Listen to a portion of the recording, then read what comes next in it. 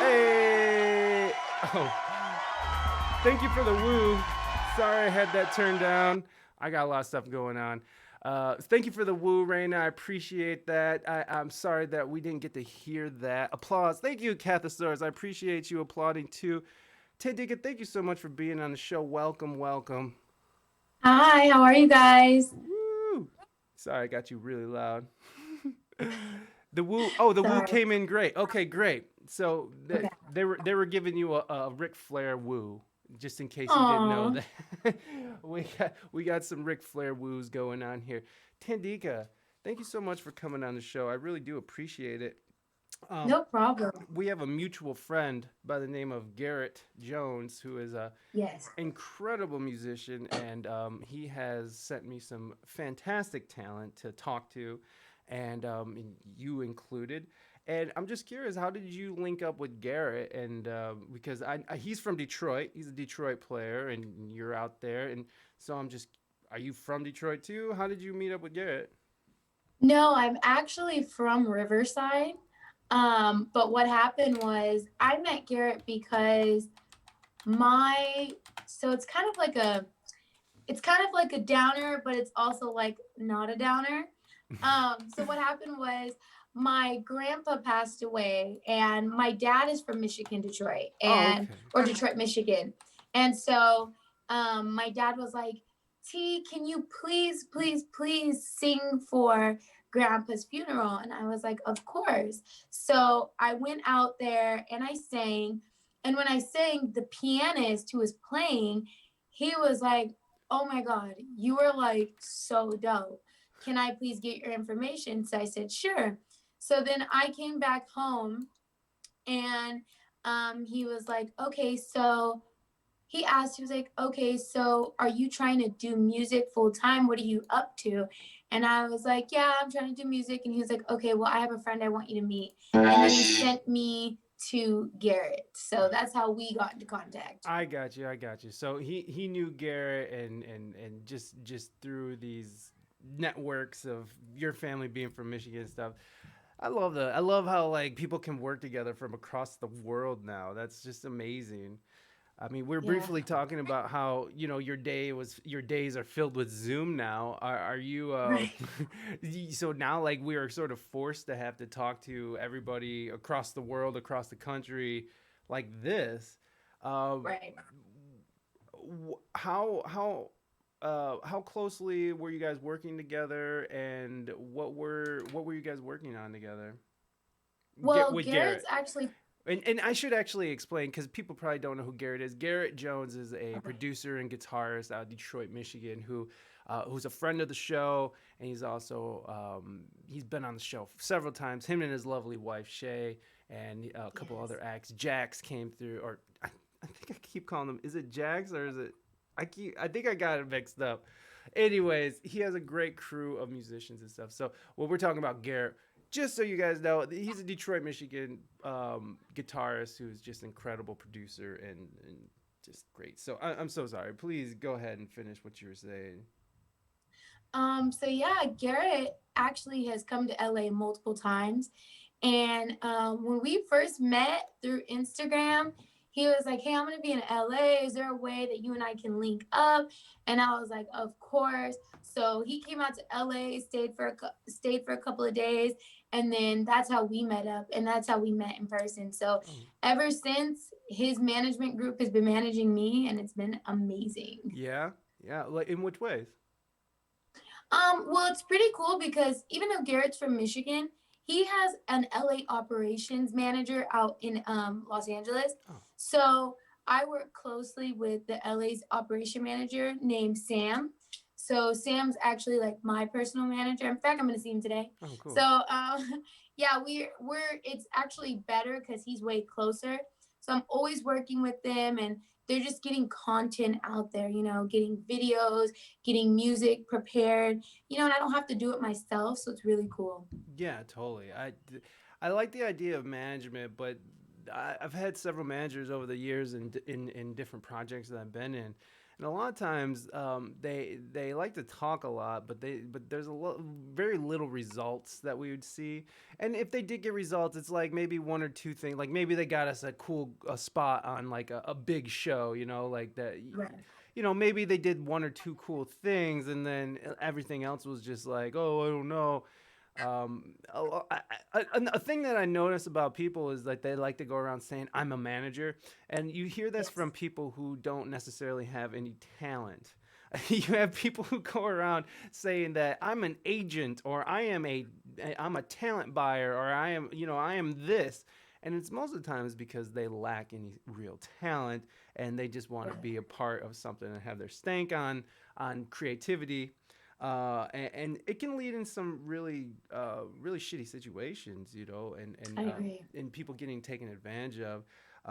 It's good. It's good to hear that Garrett is treating you right. I was just curious on what, because he's been on the show and sort of provided what he does, what his management services provide. But can you tell us? I'm in a suit, aka I'm in a suit. Okay, thank you. um, Nice. You're in a suit, Cathosaurus? What, are you in a suit just to watch the show, or are you in a suit because you got to go to? Oh, AKA I'm in a suit. Yes. I'm sorry, Cathosaurus. I totally didn't get your joke at all. I get it now. I get it now. AKA I'm in a suit. So listen to me. I have authority. Yeah, yeah, yeah. People want to act like they have a lot to offer. In reality, they're just looking to what they can get from you. And Right. so I'm just curious on what his company has provided you so far that you're happy and so satisfied with. I would say one thing that I've been liking is they've been doing a cool thing called Q sessions. Mm. So I actually think I have a Q session dropping either this Friday or next Friday, I'm sure. And it just gives the artist the opportunity to perform their debut single, something like Mm. that live. So that's something that I really, really like. Another thing too is they come through with the musicians. Like Mm. Garrett already is a dope musician. He's worked with Brent Fayez and he just has been he has his hand in everything. And he has musicians who are equally on that caliber. So he's always linking me with other musicians, other artists. And so I really, really love that because it kind of gives you a sense of community. Just because Los Angeles can kind of be like shady. Like Yeah. To put it, that's like a very nice way of saying it. Like, and that's not even a nice way of saying anything. it's like not in a mean way, but like LA can look like everybody's like, oh, I want to move to LA. But you have to keep in mind that everybody who moves to LA is trying to get something from LA. Mm-hmm. So everyone is low key in a way super shady and trying to be like trying to get on top. Mm. So when you meet other dope artists on a regular basis, they're usually like, don't talk to me, But Mm-hmm. when you meet somebody like that, like all the artists that Garrett's been bringing to me that are all in LA, they've all been so friendly, like, oh my God, you're so dope. And I'm like, no, but you're dope. And then it's just like really great, Yeah. Yeah, yeah. No, I get that. I get what you're saying, that there's this sort of protective boundary that gets put up because you are like we were kind of touching on, especially in LA, is just full of just snakes. But not that I've ever lived there for any extended period of time. I lived in San Diego for a while, but I worked in LA not quite a bit, but enough to get a vibe. And yeah, it's just, people are looking to get something out of you, and if you have any kind of real talent, you got any kind of real attention on you, people are gonna come and try to get some of that attention, trying to get some of that, try to get they have their cups out, but they ain't chipped Yeah. in. So, Facts. and Facts. I just saw a meme that said Snoop Dogg has an IQ of like 147. I don't know if that's true, but I believe it. I'll give it to him. I'll give it to him. But sorry, I didn't mean to go off on the Snoop Dogg thing, but it was just a random thought. It's funny to think that like Snoop Dogg is a genius, not because only because of the way he like for shizzle. You know, like he's just doing always, you know, like he doesn't talk proper English. He doesn't do, you know what I mean? But like, but I could see a genius in there because why not? Why not Right. just be who you want to be and just be like really Right. smart? You don't have to be some stuffy asshole to be really intelligent. Right. You can be laid back. And not to mention, if you think about it though, he's also a leader in certain ways. You Exactly. know, he's actually, you know, his fans.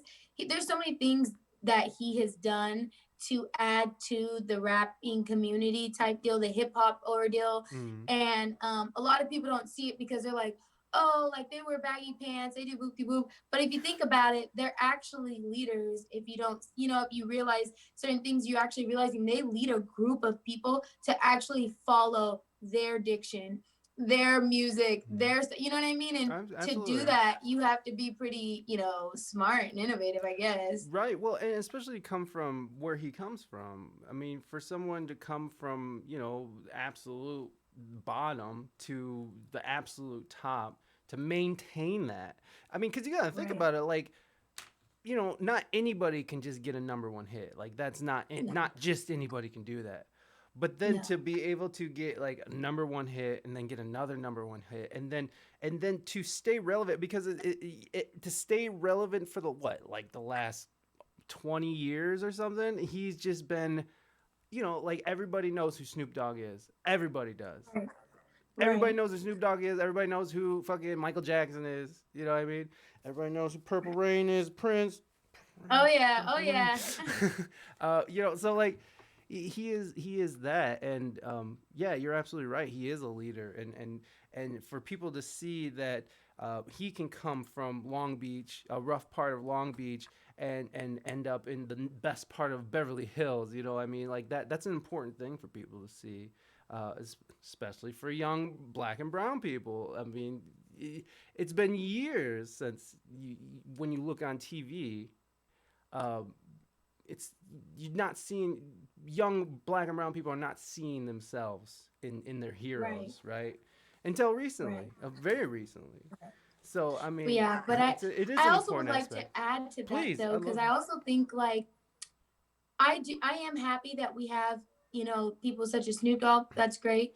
But I do like what you're saying as far as we want as the black community, we want to see that we're actually moving up in life, and with that, alongside that goes, I don't want to just the only version of a black hero I see is a rapper Right. who's cursing and calling hoes and doing all these things, that because that doesn't depict black people as a whole. Yes, we're extremely talented. Yes, we have all the abilities to do all these dance moves and great things, but there's also a huge intellectual side of us.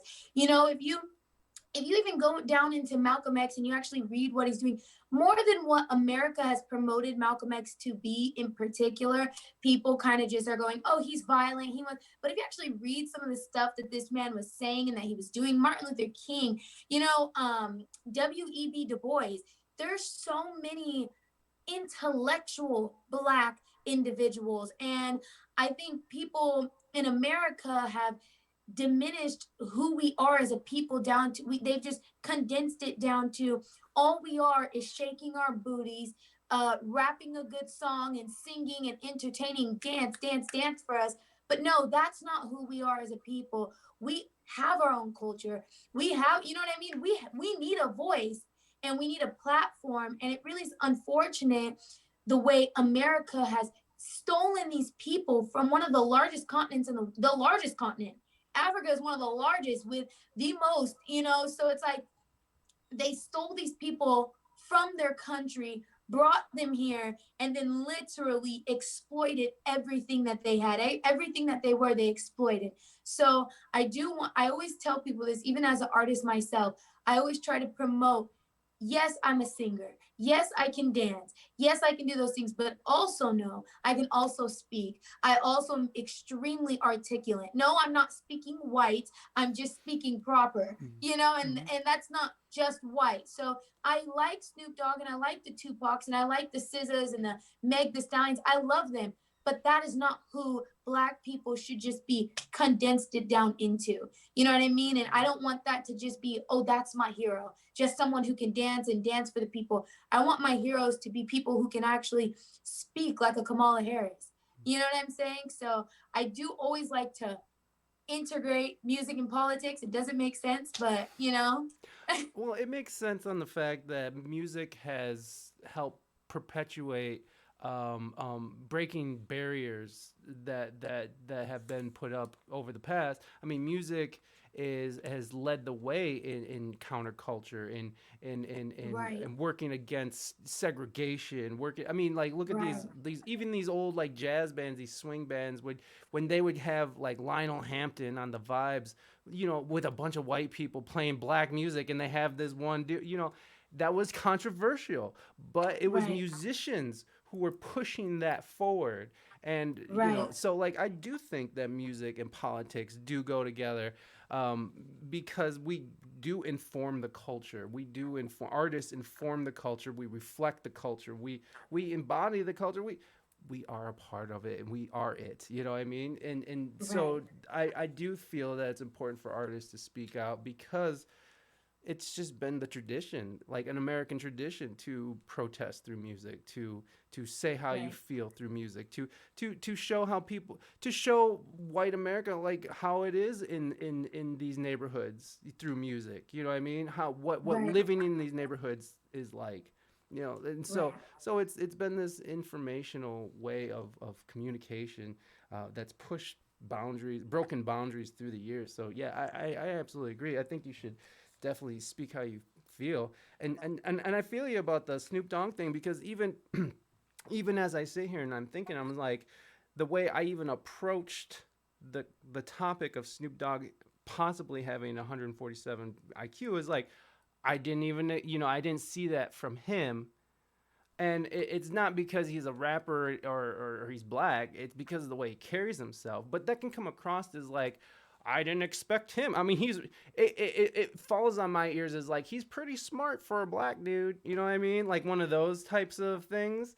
But that's not how I meant it, and that's not. I hope it didn't come across like that. It was just no, no, because he no, carries himself. You know what I'm saying? He carries himself in a yes, non, you know, like super intellectual way. When he always has right, blunts and a chalice, and he's saying for shizzle. right, You know what I mean? Like he doesn't carry himself in like I'm an intellectual. But you're absolutely right. right, There's lots of super smart black people out there, super smart Mexican people, super smart. You know, like people who are successful and who are doing amazing things with their art or right, just with their minds.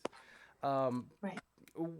who are you? I mean, since we're already here, where do you how what is the temperature or the environment on how because you're much younger than me. I can see this. It's very clear to me. How old do I look? How old do I look? I swear to God, when I first saw you come on, I thought you were like 17. No, I'm I 22. swear to God, But you know I was what? like, oh my Black don't God, crack. that's true. But I'm just saying, like, you know, I saw you. I was like, oh my God, she's like, I hope she's 18. Which it wouldn't have mattered. I would have No. talked to you whether you're 18 or not. Right, Because the youth does need a voice, and I appreciate that. But you know what from where you're standing and from your circle of friends and the people you talk to, how important is voting?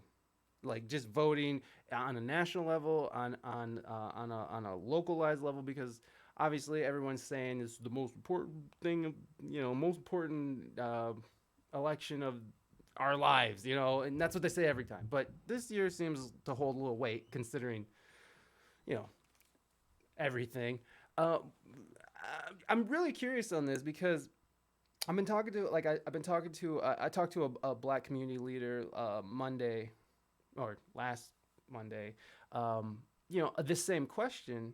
And he's like, he was telling me about how him and his colleagues, you know, they're very involved in voting. They're very involved in that. But then I was like, well, I'm actually talking about the people you work with, the people that you're helping, because he works with black young men or mhm, and it, you know, trying to provide. It's basically like a Big Brother type program where he's trying to help. They show up to court and make sure that make sure if they don't have any family that they have support, because that makes a difference in a judge's eyes. If there's people there to support you, you're not just this outlier who's out there causing trouble or whatever. So they do a lot of great things. And I was asking them, how important is voting, and how important is the actual how important to the people that you're helping is voting on a local and on a national level. And it was a very sad statement he said, but I'm just curious on your behalf, since you are young, and I'm just of the young people. I see a lot of young people in the streets, but I don't know if that actually translates into votes. So I'm just curious on your perspective from it as a young woman. I would definitely say voting is important. Not just Voting is not just important just because of this election. Mm-hmm. What frustrates me about what's going on today is everyone is like, vote, vote, vote. This is so important. Oh my God, you need to vote because don't reelect Donald Trump, or we gotta elect Biden. Okay, here's the thing. You should always be voting. You should always be a part of your country. We are all Americans. We want to fight. We want to talk about how proud we are to be Americans. But then, us as a democracy, you don't see the people being active in trying to make changes until they get hit hard, like taxes start hitting them, healthcare is an issue. And then people want to sit there and complain all day long, but not actually take part in knowing who your mayor is. You need to know who your mayor is. You need to know who the chief officer is of your city. You know what I mean? Mm-hmm. You need to know these things. And when you know these things more about your city, then you can start learning it more about your country. So voting is always important, every election. It's not just this election.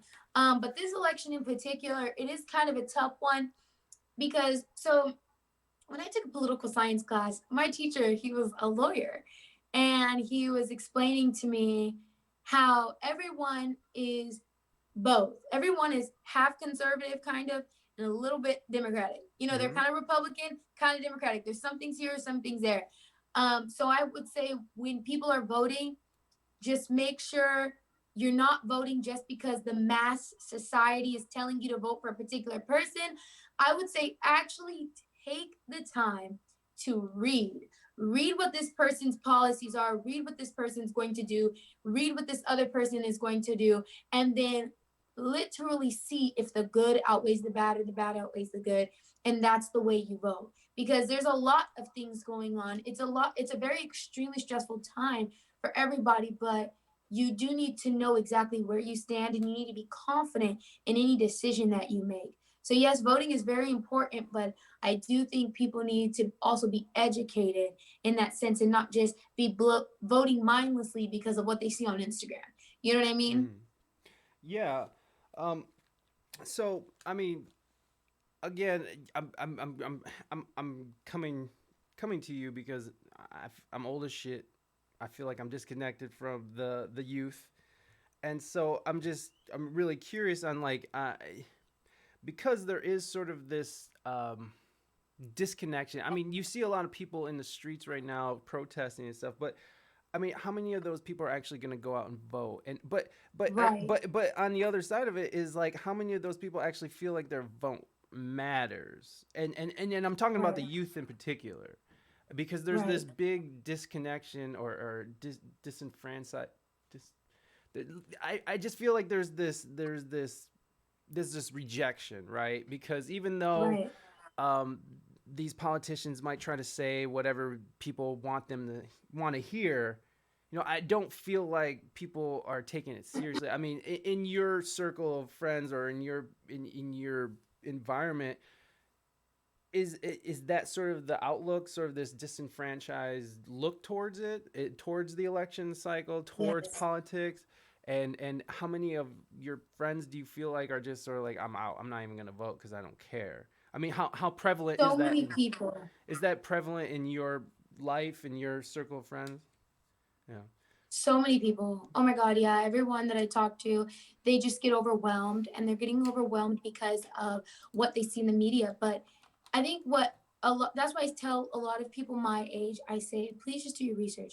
When you vote, here's the thing. Yes, it matters about the electoral votes.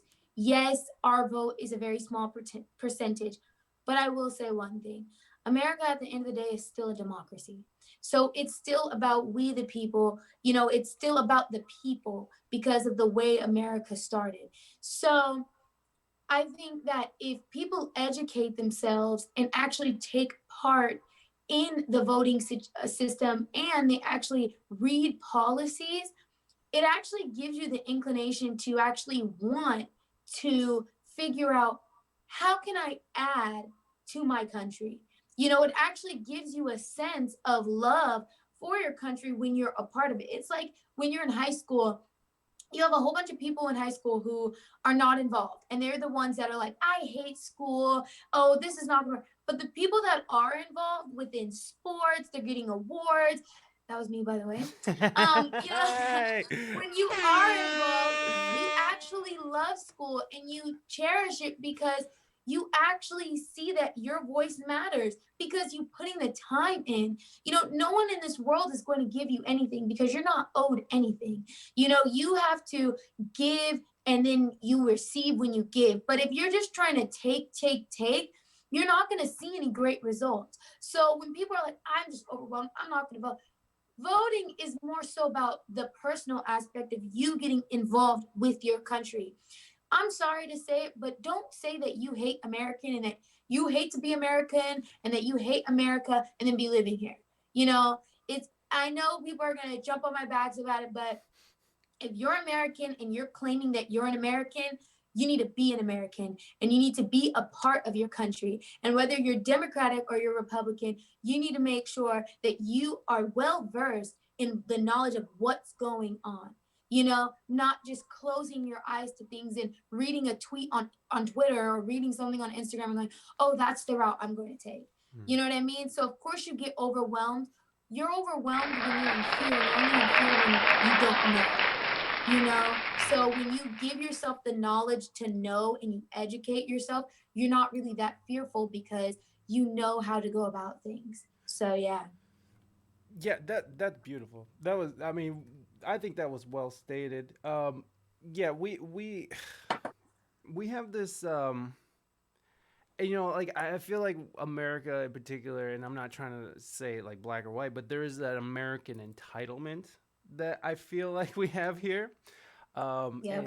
and and the and we do expect, things to sort of just get done for us without any sort of real action. You know what I mean? And I feel like that comes from more than just, a, I feel like that comes from like kind of, part of it comes from like coddling children, because Right. kids are being coddled these days.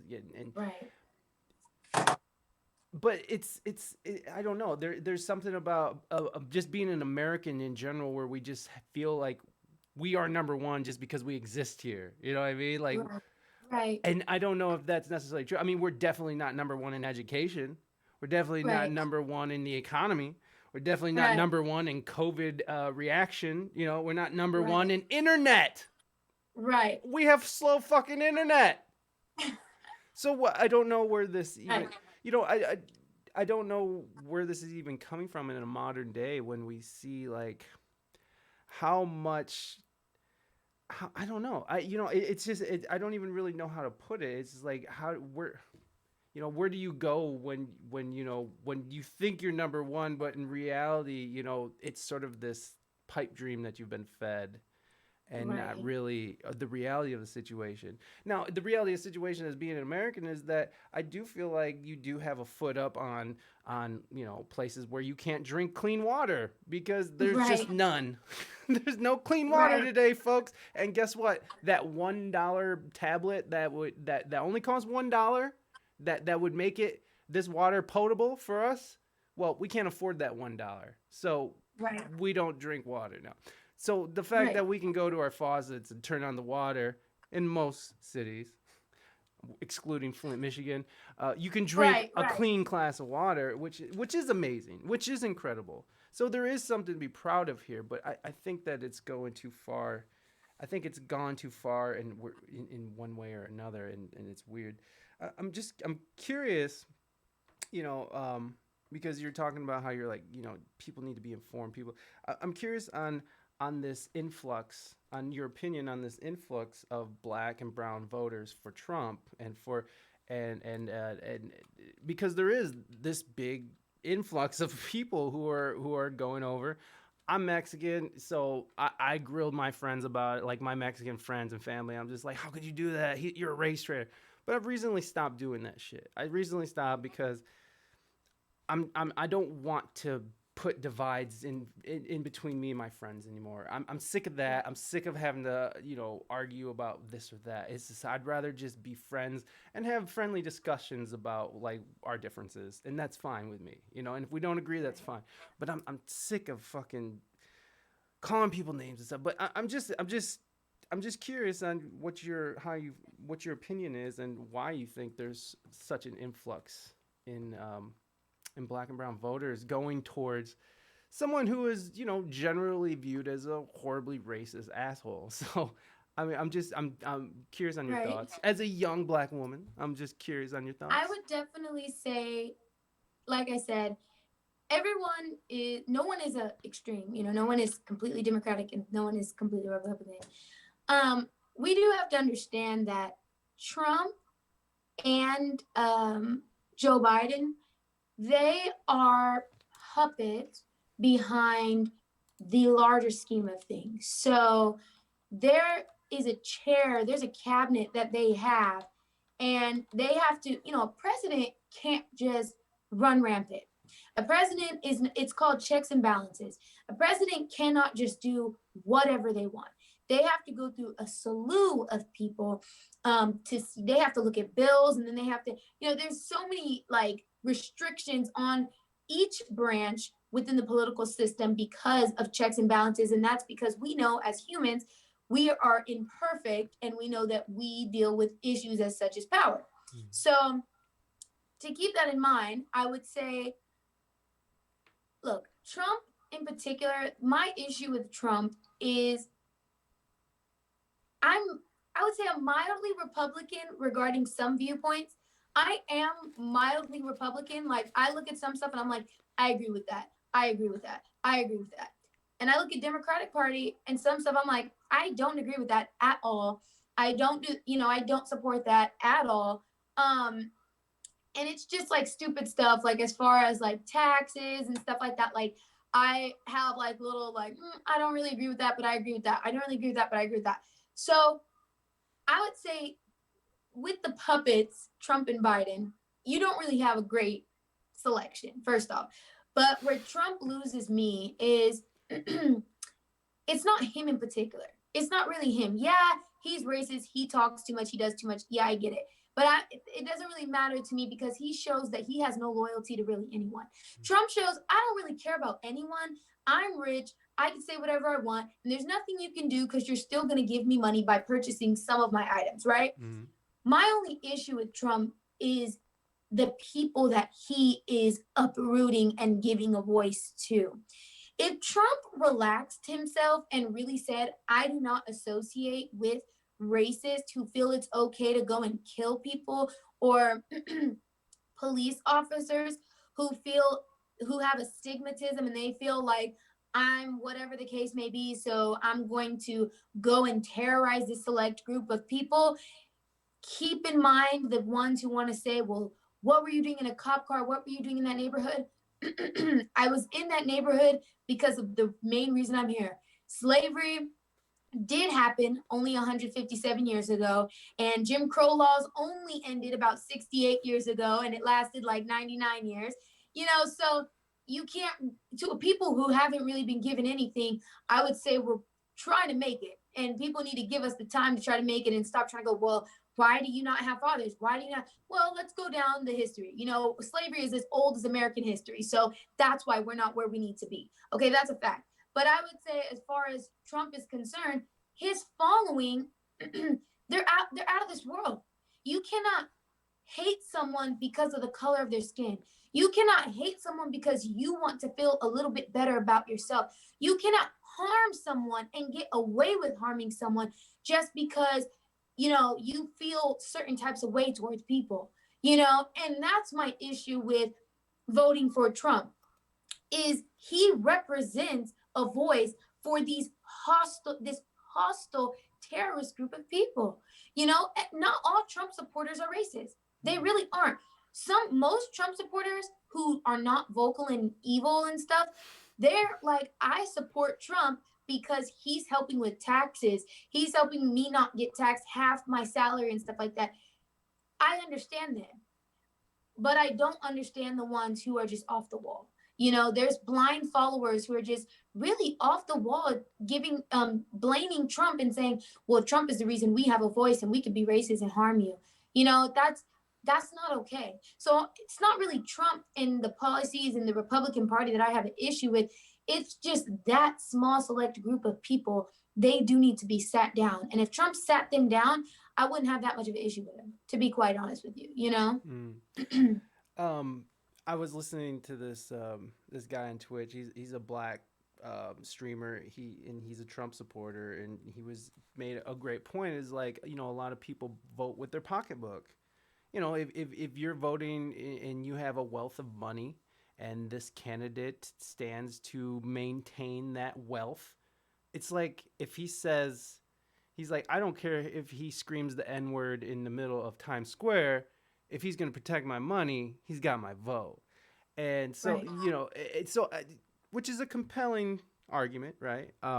But there's still, I the idea that you can sort of look past or accept, and I even heard one person tell me, I talked to this young black woman a couple weeks ago about, her father was a Trump supporter, and I was like, oh, how can you look past this? And she's like, well, it's not really looking past. It's like he wears his truth on his sleeve. And he's like, and my father's the type of person who appreciates that out of someone. It's like, oh, I know you're a racist, but you're doing this, this, and this for me. Whatever. At least I know. At least you're not, harboring these things quietly and plotting against me. At least I know where you stand. And you stand for you have this that I don't agree with, but you have this that I agree with. And I see it. I see that argument as, it's like, well, whatever's protecting my pocketbook, and he's a racist asshole. At least I know where he stands, So But I would say it's mildly contradicting, though, to please, that viewpoint. In that viewpoint in particular, I would say it sounds a bit contradicting because if someone is upfrontingly disrespectful to you just because they feel they're a little bit above you because of the color of your skin, they're not doing anything to protect you. And they're really not. And it sucks because the Democratic Party, they're not really doing anything to protect us either. Right. African American people that are not black and that are not a minority and that are not dealing with poverty need to understand one thing. No one's safe. No one is safe. But that's why we have to come together unified. We have to come back together as we as a people, and America has kind of driven a wedge between us, black versus white, Mexican versus Asian, we got to be unified. So I do think that point is a little bit contradicting with those people who believe that stuff, because I do think to them myself, like, if he's disrespecting you on the front, who's to say what he's doing on the back? Like, if you get arrested and killed, just know there's no justice that's going to happen for you whatsoever. So yeah, your money's going to be protected, but you're going to be dead, right. So it's like, it is a bit contradicting, but I do get that no one is safe. So I understand whatever helps you sleep at night. Yeah. Go for it. Whatever helps you sleep at night. Candace Owens. Right. Whatever helps you sleep at night, you go for it, Well, the other side, which you kind of touched on, when you're like, when I look at the Democrats, and it's like, well, what have they really done? And especially from the area that me and Garrett are from, Detroit. I'm about 40 miles south of Detroit in Toledo, Ohio. And this was a big automotive region, the Midwest. Mm. And because of democratic policies, a lot of these jobs have been shipped down to Mexico and overseas. Right. Like when the economic crisis 2008 came, that drove down Mm. wages here. So you have people who were making, 25, 40, $50 an hour because they worked at a Right. factory their entire fucking life, who are now Right. forced, who lost their pensions and who are now forced to make $12 an hour. Could you Right. imagine going from up here to down here, and your life was centered around up here, and Right. now your life you have to figure out how to make that work down here. Well, Right. you're going to have a lot of sadness, a lot of people being sad about their lives, a lot of broken marriages, a lot of drug abuse, Right. the heroin addiction, and the human trafficking in the Midwest too. It Right. really fucked this area up in such a horrible way, Right. for black, white, Mexican, Asian, everybody ate shit. And this is democratic policies over the last 30, 40 Right. years. So Right. yeah, I can also see how black people and brown people, can just look around their environment. And it's like, what the fuck has changed for voting for these Democrats? Like Right. what kind of, what have I seen that's different? The only thing I see that's different is things gotten worse. Things have gotten Right. worse, and the only things that are making things better in cities like Detroit and stuff are the people who live there, the people who are taking it Right. upon themselves, who are building these local economies. That's Right. how these Toledo's the same way. These local economies sprung up. Now, Right. now with this pandemic, now that local businesses are pretty much going under because they're forced to, you Right. have this corporate, you have Amazon who's swooping in, making more money than ever. We're once again, and this is our democratic side, right? Like the Right. Amazon and Wall Street, they're all for Kamala and they're all for Biden, and these are the people who are in fact helping decimate local economies. And not only are we talking about just shutting down businesses and people losing their dreams, but we're talking about Right. these buildings that sit there and they're not collecting any property taxes at all. Right. So the city property taxes income revenue goes down. It's Right. seriously decimate all over again. And this the wage, they're gonna push down wages again, I'm sure. It just to sort of make up, ooh, we gotta do what we gotta do in a time of need. But the shit Right. never goes back. Nothing goes Right. back the way it was. So I get it. I get this idea that people are sort of fed up, with these broken Yeah. promises over years and years of policy, especially policy that Joe Biden himself had a hand in creating, like Right. NAFTA. It's really tough, and I'm probably gonna have to swallow my vomit on this one and go for Biden Harris just because I can't, I won't. And the third party thing is not good for an Ohio voter because this is a huge Right. swing state. So I Right. think I'm gonna have to swallow my vomit. But what I will say though is, okay, look, but like I said, that's why I say people have to really get involved with the educating of the American system. Yeah. One quick fact is everything is at your literal fingertips in America, and that's what is so beautiful. We literally give you, there's literally everything you want to know about politics, and nothing is hidden. Everything is actually in the fine print. It's just that they know no one's reading the fine print. Mm. So here's the thing. Okay, you vote for Kamala Harris and Joe Biden. Okay, but now you have to think who are, like, I'm gonna vote for them too. I'm voting Democratic. I'm voting blue as well. But here's the thing. Also, I started to think like I need to vote also for who my mayor is. Mm. I need to know who the mayor of my city is, because here's the thing. America might not be that perfect, but cities and states have their own situation, their own legislature. Mm. So you don't have to really just be like, well, man, we only have Trump and Biden. Actually, there's so many different like trickling downs. Who are you voting for as your US representative? Who's going to support and who's going to add to your community in particular. People want to feel all of these, they want to feel so many benefits from Joe Biden and Trump. And I'm like, they're so high on the totem pole.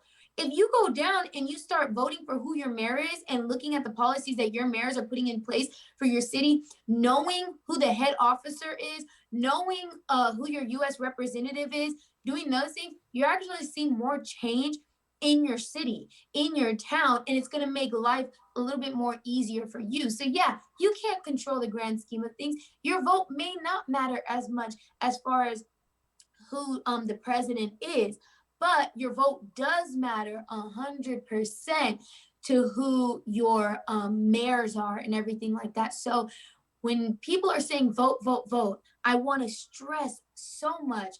If you want a direct change, you want direct, you want to notice direct effects, vote for your mayors, vote for your U.S. representatives, know everything about your city, the ins and the outs. And that's actually, those are the direct changes that you're going to feel, So people are not really realizing that. They're like, because you notice every state has different laws.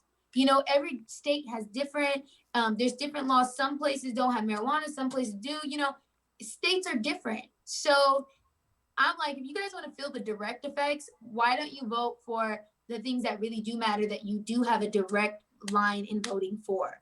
So you vote for people who are within your state and stuff. That's a direct change right there. Your president, I know it sucks, but you have a U.S. representative for that, who can go and fight for you guys. So make sure you pick a good one. So when you vote, vote all around. Don't just vote, oh, I'm voting for Biden. Oh, I'm just voting for Trump. Vote all around. Go to each ballot office. Know when these ballots are going on, because these ballots go on year round and people don't even realize it. So that's the way to really be in control. Yeah. I couldn't agree more. I mean, local government is I feel. I mean, yeah. If you want to feel the direct change of your vote, then go local. I mean, obviously, president is important, but what's more important than what's affecting you directly? What's affecting you? What's affecting your children at school? What's affecting your garbage collection? Like everything. What's affecting you, like directly, is all in your local voting. Um, so there's this idea, like this, how we were talking about how there's conservative black and brown people and who are sort of what I've been noticing when I've been talking to both sides of it, because I've been really trying to talk to I really, hey, what's up, Chris, thanks for coming by. um, I've been really trying to talk to all shades. I want to talk and see where people are standing. And what I'm seeing is these two different arguments, and I might be getting it wrong because I'm paraphrasing a collective of arguments from just my own personal, you know, uh, research through this show. But what I'm seeing is that you have this conservative side of black and brown views of where you have they're making this argument where about 12% of America's population is black people. And so when people look at the crime rates of black people, it's because there's a smaller demographic. And so, of course, there are going to be higher numbers. But when you look at the numbers comparatively to black and whites, that they seem to be the same rates. So one side of the argument is we're over policing these neighborhoods. We're over policing it and there's racist connotations to it. And then there's other side of it is that black people need to start acting right, pull themselves up by the bootstraps, the whole thing. And this is coming from black conservative intellectuals. That's paraphrasing, obviously. But that there's sort of these two arguments is like, well, maybe we're over policing, that's the problem, and they're in poor neighborhoods, and this is why why black and brown people are going to jail in higher numbers. And then on the other side is, well, black and brown people just need to get their shit together. So I'm just curious on your thoughts on those two sides of the argument and sort of where you would stand on that. So first off, you know, people need to understand one thing, and this is a fact.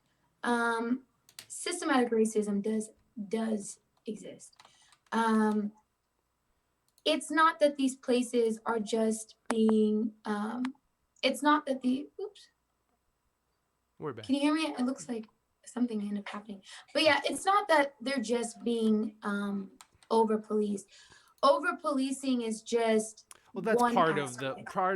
that's part of it. Yeah, exactly. It's just part of Yeah, the aspect. I think over policing is just one part, but I think the part as a whole is our community, our culture, we are being oppressed. It's not just we're not just being oppressed just because we're being over policed. We could all be walking straight in a line and going hut hut hut and not doing anything, and it's not even and not even getting arrested, but the lack of connection and the lack of the lack of like accessibility that we have towards small business loans.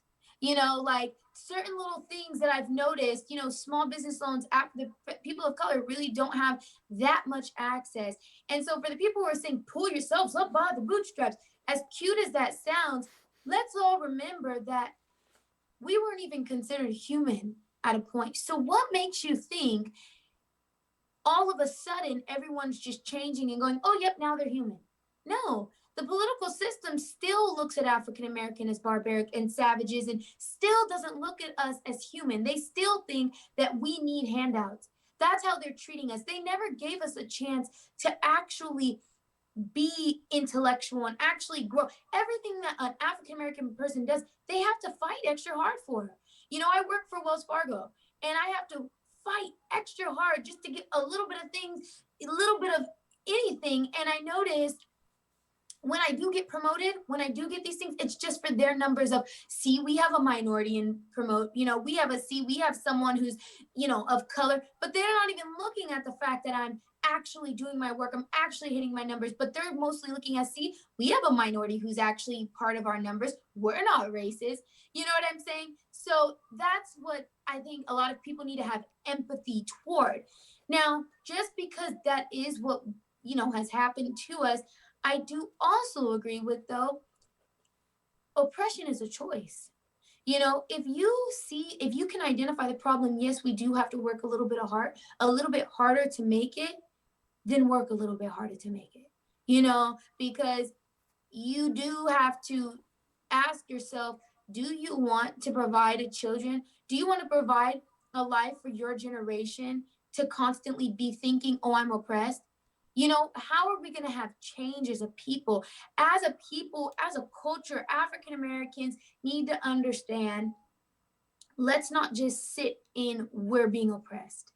Let's actually, if we have to work way harder, let's work way harder. It shouldn't just be we have one African American person who's in power. Yay, let's all just let them do all the work. And then when they can't do everything, we are like, well, they're not doing da da da. It's like, well, what are you doing to help? It's like we're better unified than we are divided. So I definitely think that the African American community needs more unity. And now that we can all identify the problem with, yes, we are oppressed, we have been oppressed and we are being oppressed. Now that we can identify that, we can actually do something about it. So let's collectively be unified to work hard and to make something better of ourselves. And that's what I try to stress. It's you can't just lean on the crutch of, oh well, whoop de whoop. You know what I mean? So that's all I really got to say towards both views. I understand both of them, but I will say, first, have empathy. Have empathy. Acknowledge, validate, acknowledge you were treated wrong. You are being treated wrong. And I validate that. That's not you're not crazy. And then now we can move forward to actual change. You know what I'm saying? Yeah. Yeah, I mean, and the and I agree with you that racism and oppression is systematic in regards to, if you look at the war on drugs, redlining, just tons of the prison system as it is now is modern day slavery. I mean, it's Right.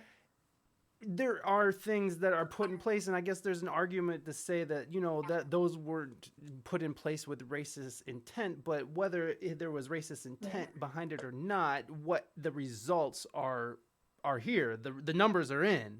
So whether these things are created from a racist place, I mean, at this point it doesn't matter because we're here now. We see what Right. went wrong. We see it. We have to acknowledge it. And I feel Right. you're right. I feel like we do need to acknowledge it. And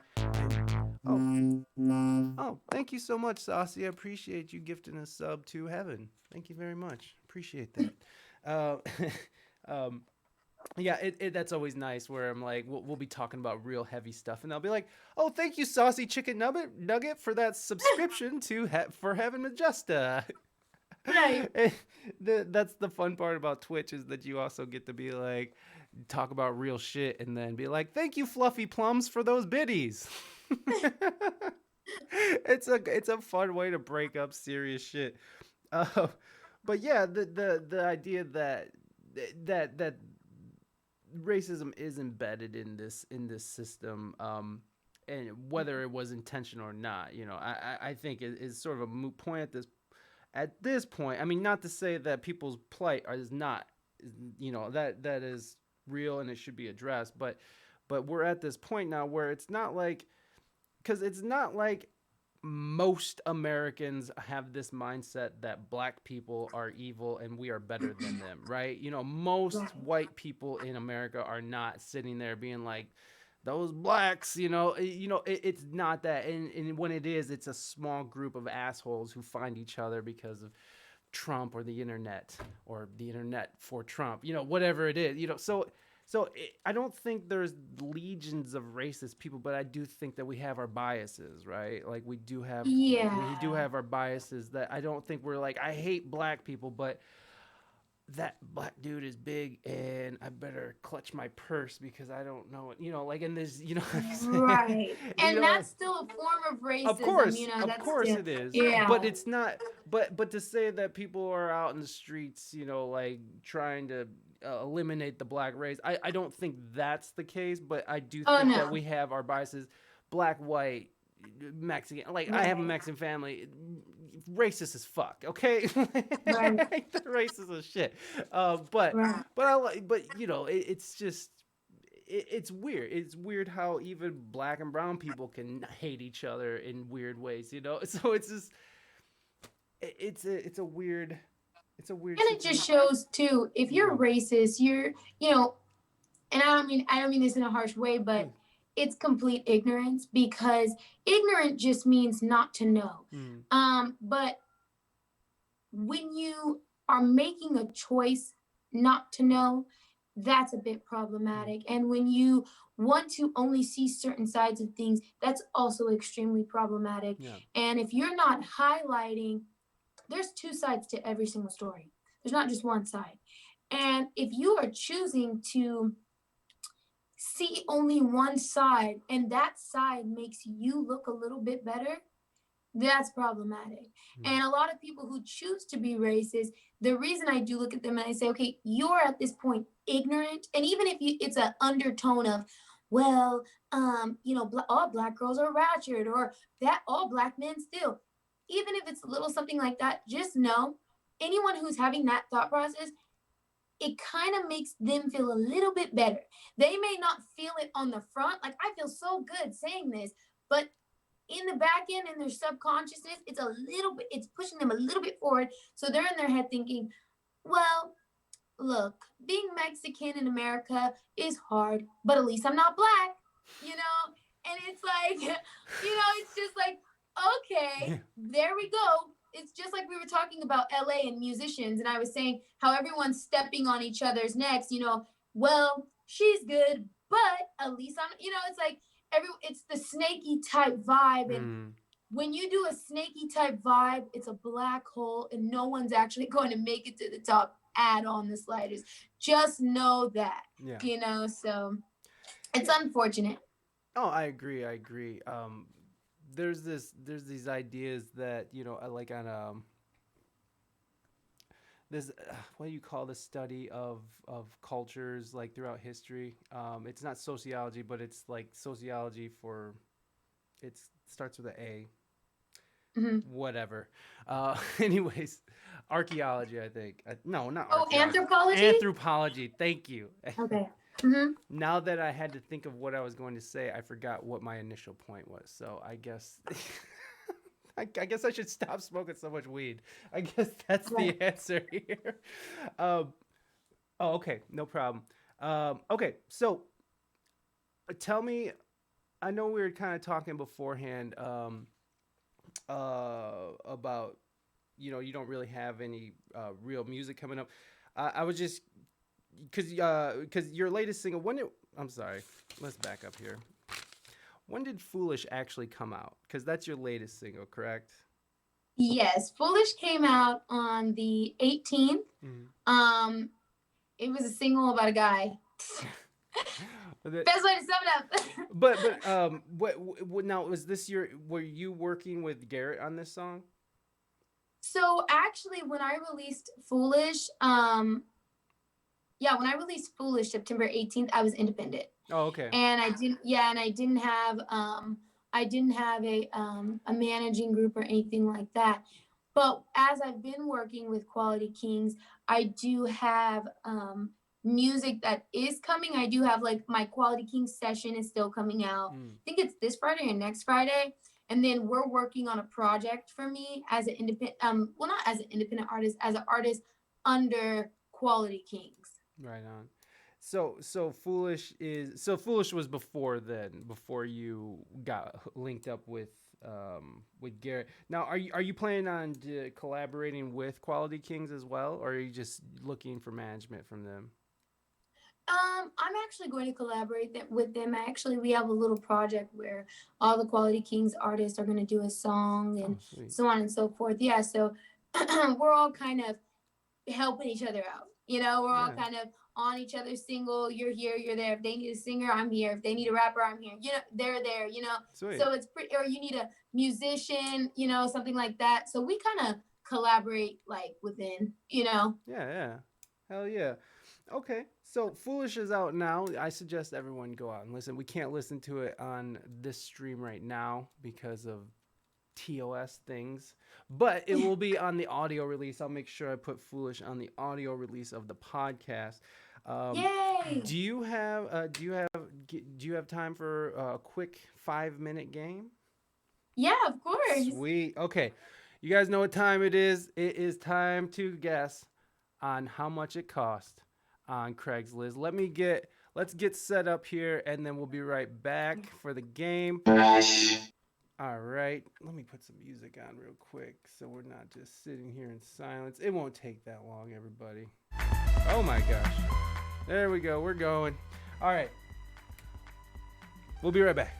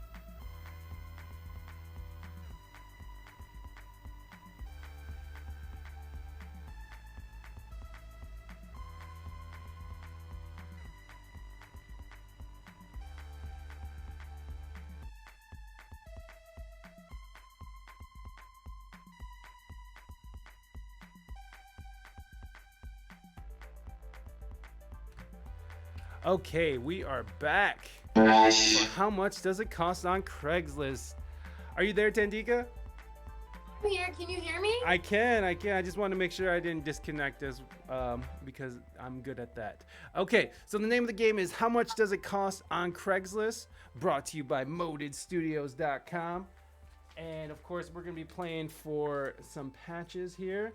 I got a black LA Black patch. We got the We Speak English Good patch.